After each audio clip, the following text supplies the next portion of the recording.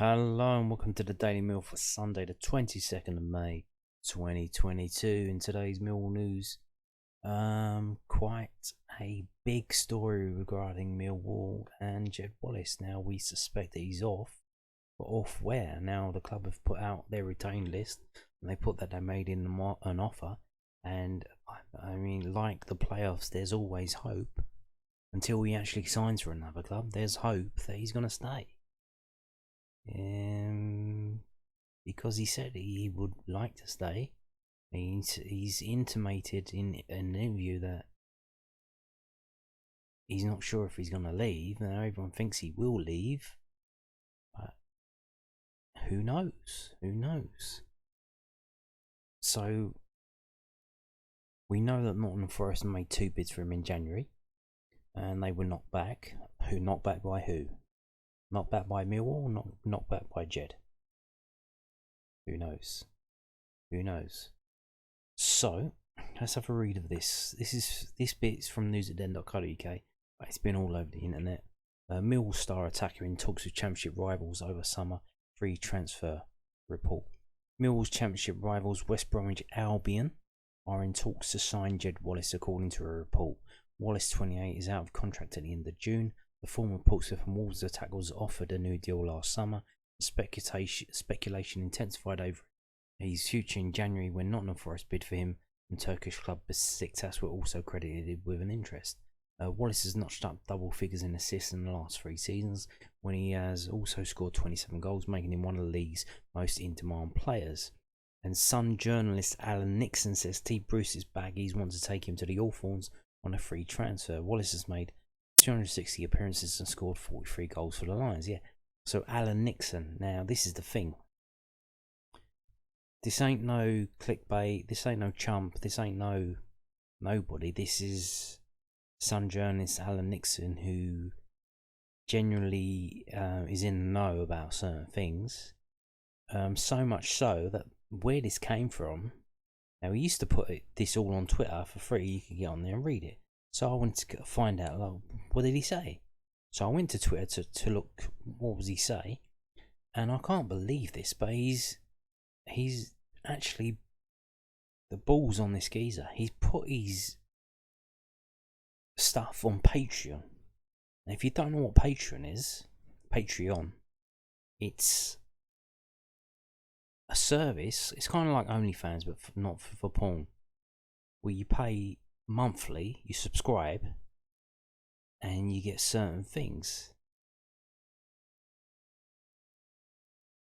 So what he's done here is he's charging people £2 per month to get his tweets about like important stuff, like cast iron solid rumour stuff. He's charging people £2 a month for it.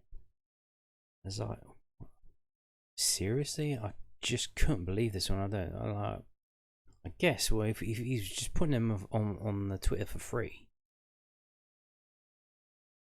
and now he's making people pay £2 a month for it, but he's got out anyway. So like even if you only have one person paying £2 a month, they could see it, and then just go to Twitter and tell everyone, hey, this is what this guy is saying on Patreon. But here's the thing: where's he getting all this information from? Because if someone's giving him information because they want it to get out there, it's not getting out there as quickly or as widely, probably, because it's not on Twitter. It's behind this paywall.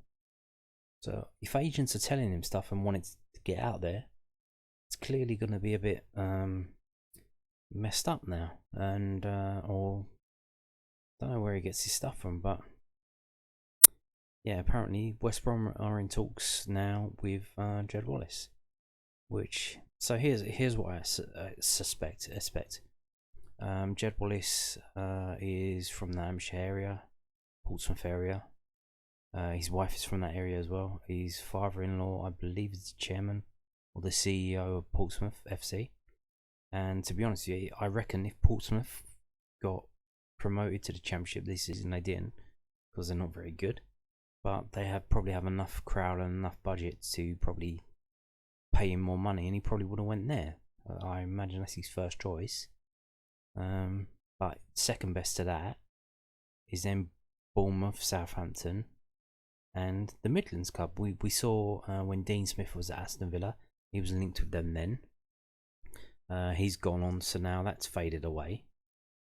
And I think he wants to move to that area, to a club in that area. I think that's so he wants a better work-life balance for his family. He's got 2 young kids, and he wants to see them grow up and stuff like that.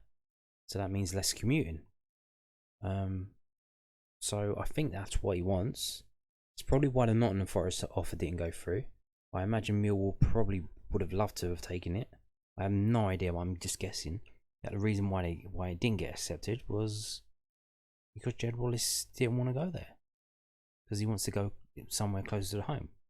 Now, if you want to go somewhere closer to home, and the clubs involved around the area know that, they're clearly going to lowball you, and they've got the upper hand because they know that you don't want to go anywhere, that you want to go local, so they can lowball you with the contract offer that they're going to give you, which I believe is why this absolutely absurd link to Besiktas came in. That is an absolute red herring, I believe, to try and make it look like he's not desperate for a local team close to the Hampshire area. But yeah, so it seems West Brom bound now. Other than them, who is there? Now, there were talks with Cardiff, but Cardiff are literally bargain basement shopping. They've signed 3 or 4 players now. One from non-league, one from Forest Green Rovers, one from German Bundesliga 2. Most of them were free transfers. One from a goalkeeper from St Mirren. So Cardiff clearly not having the budget to offer anywhere close to what Jed Wallace could probably get at Millwall. I think Cardiff could be struggling next season. They clearly don't have the money for a decent manager. No offence to Steve Morrison, but I think that's why they've got promoted him from under 23s to the first team. So where is Jed Wallace going? And if he can't get a club closer to home, will he come back? Will he come back to Millwall? I don't know. We'll see. It's probably come a bit late for him, but this new training ground that's just off the M25, I imagine he would have loved that. Come up the M3 or A3, whatever. Go around the M25, come off. Happy days, easy deasy. But yeah. So I think Jed is trying to get a club closer to where he lives. So that's either West London or the Midlands, South Midlands, West Midlands, whatever you call it. Maybe Watford. Would Watford have the money for him? I mean, they're trying to get back up. Maybe. We'll see. We will see. So yeah, that come out about Jed Wallace today talking to West Brom. And we'll see how that goes. Moving on now. We've been following this for a while. We are now down to 1. There is 1 team left for next season's championship. This is how it looks so far. So we know it's either going to... So today was the last day of the Premier League. Plenty of goals going on, going in. Burnley, I believe, lost. Leeds won at Brentford. So Leeds stay up and Burnley went down. And yeah, that's who we've got next season, Burnley. So the teams so far: Birmingham, Blackburn, Blackpool, Bristol City, Burnley, Cardiff City, Coventry City, Hull City, Luton Town, Middlesbrough, Millwall, Norwich City, Preston North End, Queen's Park Rangers, Reading, Rotherham United, Sheffield United, Stoke City, Sunderland, Swansea City, Watford, West Brom, and Wigan Athletic. And kind of amazing that this is alphabetically, but you've got 6, 7, and 8 are 3 teams with City, and both of the United's teams are together as well. Weird coincidence. So like I said, we're waiting for one team to come through, and that will be either Huddersfield or Nottingham Forest, and that will be decided next week in the Championship playoff final.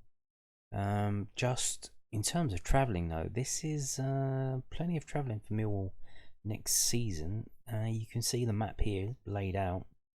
Local to us, we have QPR, Watford, Reading, and Luton Town. But that's it.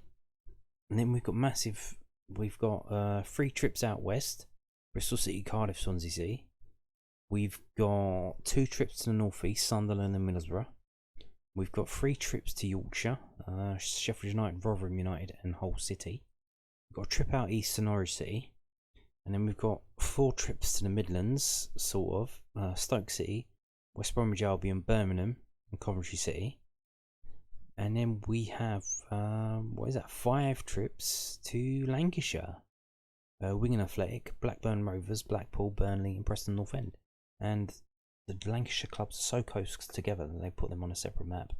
Here on the M65 corridor, you've got Burnley, Blackburn, Preston, and Blackpool. So there you have it. Which is interesting, because with all these local derbies now,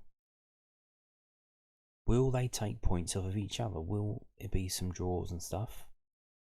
Will it be less wins for these teams, as they're so competitive with their local rivals? Maybe that could let us sneak in. But in terms of ways, that is this going to help us or hinder us? Our away form was a bit shit last season. It's been a bit shit for quite a few seasons actually. Does this help us in any way? I don't know. Is it the long journeys that's the problem? Is it short journeys that's the problem? Who knows? I don't know. But you need to sort something out. And hopefully this doesn't have a crazy impact on us. But yeah. There's the league for next season. And 23rd of June, remember that date. That's the date the fixtures come out. And we'll know when and where we're going, where and who's coming to the Den on what dates. So there you have it. Remember, there's going to be a break in November to December for the World Cup, and I think there's going to be an extra couple of midweek games, so that's going to be fun, isn't it? And yeah, just one more team to come. Now, moving on to this, we're going to finish this. So this is a tweet from Phil Clark, and it says, reminder, if you're free on Monday night, that's tomorrow, that's Monday the 23rd. By the time you're reading this, it'll probably be today. Free entry and bucket collection for Paul Jiggins. Entry from 6:30 and kickoff is at 7. Harry's Bar open with access from the stands. We're great to have some crowd to laugh at our efforts. There you have it. So, Jiggo United versus London Wall. Paul Jiggins Memorial Cup. So the club were advertising for people to rent the pitch, and it seems the pitch has been rented out to play this, and they're having a collection to raise money for it. So if you are free and interested, you pop down, then the bar is open, and have a bit of a crack and a laugh. So there you go. And on that note, thank you for watching, and